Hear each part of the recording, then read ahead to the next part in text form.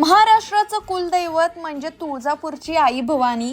सालाबादाप्रमाणे या वर्षी सुद्धा दर्शनासाठी मी हजेरी लावली.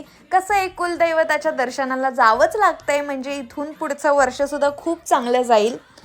देवीची ओटी भरली, दर्शन घेतलं. सध्या मंदिराचं काम सुरू आहे आणि काम झाल्यानंतर तर मंदिर किती भव्य आणि सुंदर वाटेल, नाही का?